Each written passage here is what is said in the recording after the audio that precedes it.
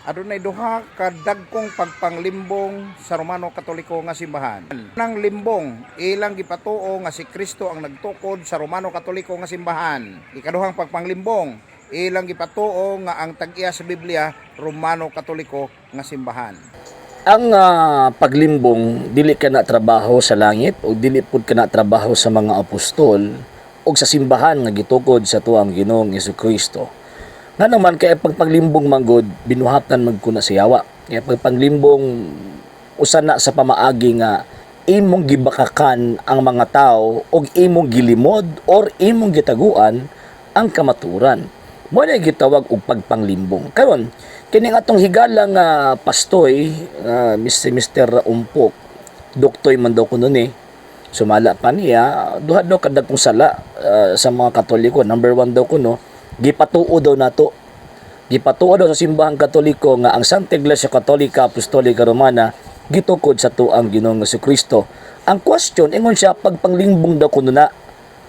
Ang pangutana karon unsa iyang basis nga pagpanglimbong na? Naabay gilatag si Mr. Umpok nga ebidensya pagnigar sa gisulti sa kasaysayan nga ang simbahang Katoliko gitukod sa tuang Ginoong Jesucristo.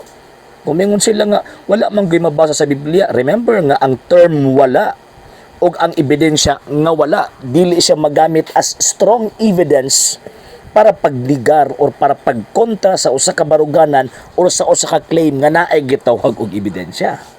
So kining atong higala nga si Mr. Umpok mao ni ang nanglimbong sa hinungdan nga ningon siya pagpanglimbong pero wala siya gilatag nga ebidensya pagkontra sa mga facts nga ginalatag natong mga Katoliko concerning sa foundation sa simbahang Katoliko. Di ba? Oh. Kay ang pagkadili man gud mabasa, dili man gud na basis nga diya tinuod.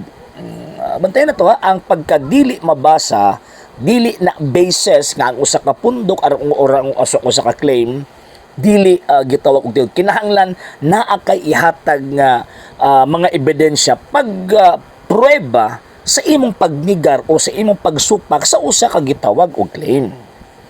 So, kung mingon ka nga, ang imong prueba kay tawag inang dili mabasa, kataw-an na, kay kung sa korte pa na, patid-patiran ka sa judge. Kay, ang imuhang tawag ining argumento, wam na kay ebidensya niya, magsupak-supak ka.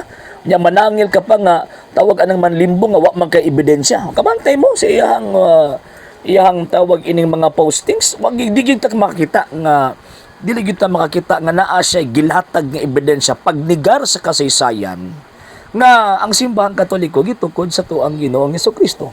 Wala si malatag kay namingon siya nga Katoliko ra man pud ang nagsultian na then mag-provide siya evidence nga mali ang gisulti sa Katoliko. Until now wala eh. Until now wala. So karon ang nalimbong dili kita.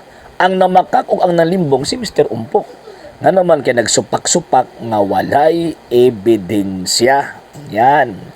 Number 2, ingon pa niya, gipang-angkon daw nato, giangkon daw nato nga ato daw kuno ang Biblia. Ngano?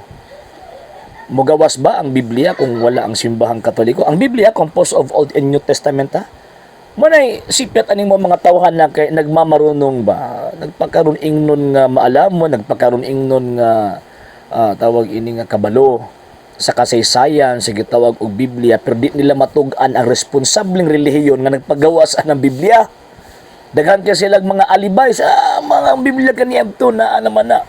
Then ang pag-abot Old Testament lang di man na matawag nga Biblia.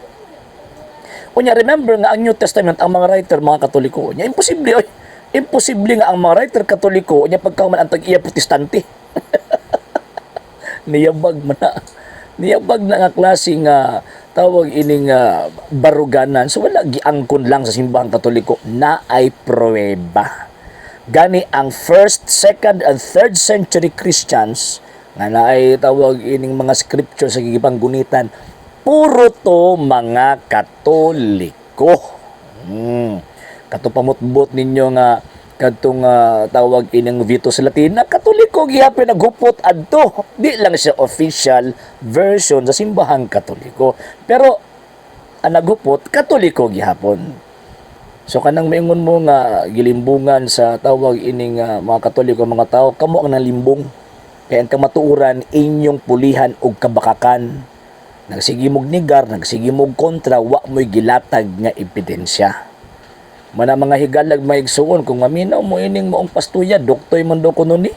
Wa gyud mo makatunan. Kung makatunan ninyo aning tawag ining pastuya, ang kalag padung sa impyerno kay sigurado gyud tanawa na ko nang ipangyawit bisag usa ka ebidensya way gilatag.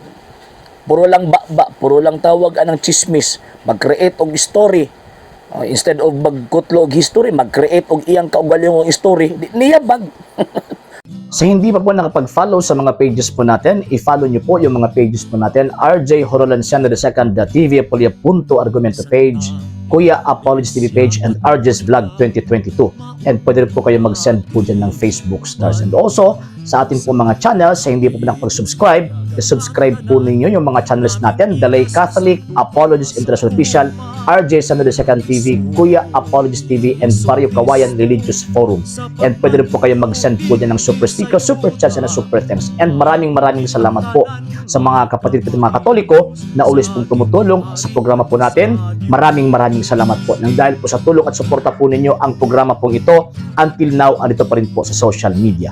And until now din po, nangangailangan pa rin po tayo sa tulong at suporta po ninyo dahil wala po kami magagawa rito mga sir, mga ma'am, kung wala po yung tulong at suporta po ninyo. Sa gusto pong tumulong, sa gusto pong sumuporta, pwede po ninyong ipadala ang tulong at suporta po ninyo sa pamamagitan po ng ating mga account numbers dyan po sa ating pong screen. And pwede nyo po kaming i-message sa ating pong page kung via remittance po yung papadala po ninyo. Maraming salamat po in advance.